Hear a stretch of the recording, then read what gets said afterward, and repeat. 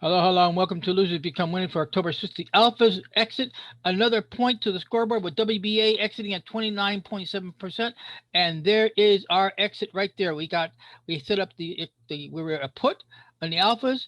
The close was above the 30-day moving average barely, and it got stopped out virtually at the open this morning. And that happens, but we got out with a profit.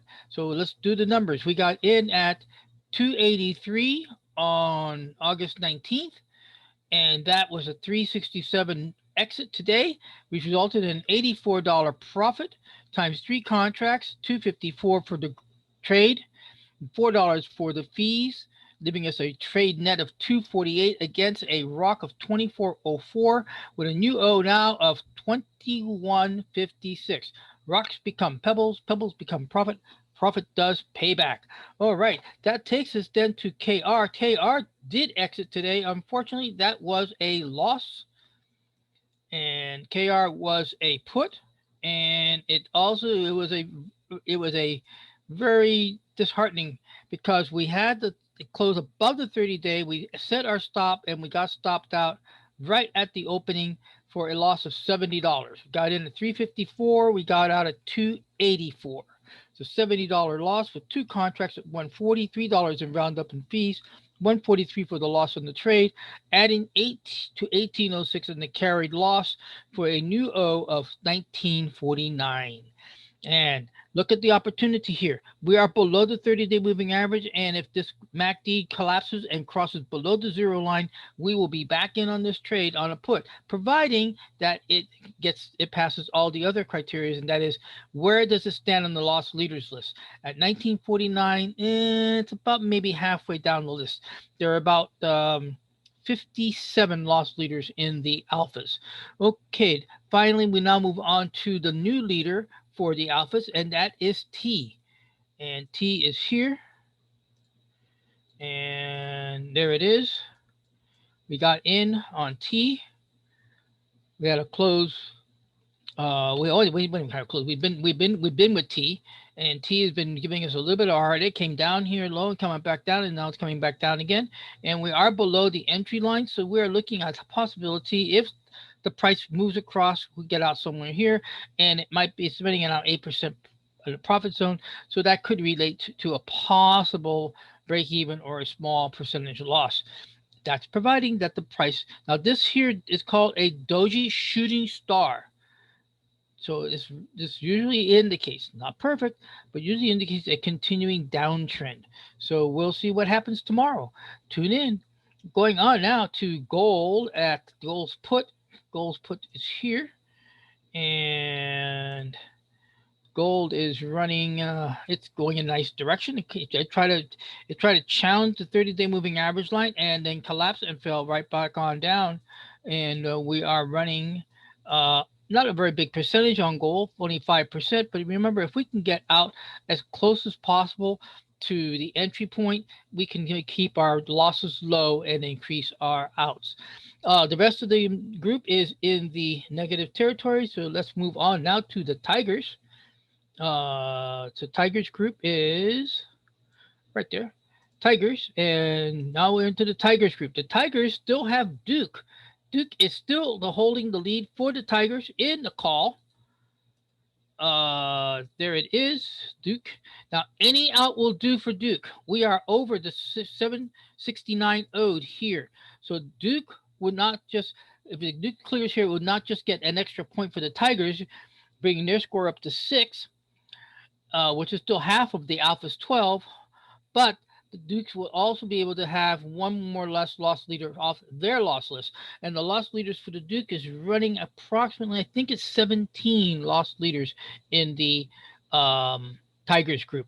So that's what we'll be looking at. We are at last bar low right here at the bottom. So this bottom, this close represents that 2000, that 1022. If we get stopped out, it might be a very small haircut, somewhere maybe around maybe 980, 950, well above the 769, and thus gives us any out will do point and retirement for to the right winner circle. That takes us now over to AEP, AEP is doing really good. It's spreading at 75. It has a nice strong line of attack. One more major candle here should cross us over to the 100 ROI. There is a danger zone, and that danger zone is this. We are, that bubble is really annoying. We are in what they call a major upswing. And in the school of MIT, no, not MIT, MTI, Market Traders Institute in Florida, they have the 7-11 criteria. That is, when candles are from rising and get past 7, somewhere around 11, and it can happen to continue on, but more than likely there is going to be a reversal. How much reversal, we don't know, but the bottom line is that we are sitting at 75%, and we're looking toward that opportunity of getting that 100 ROI. So there it is. We have, if you consider, this is a nice, good uptrend, and here's your bottom right there. 1, 2, 3, 4, 5, 6, 7, 8, 9, 10, 11, 12. So there's a good danger that maybe the next 2 candles will signal a reversal for AEP, but we're going to be moving our stop to the 100 ROI, provided we can get there. All right, let's go on now to Edison, and Edison has the same kind of pattern, moving right on the line. The green price channel has moved up a little bit.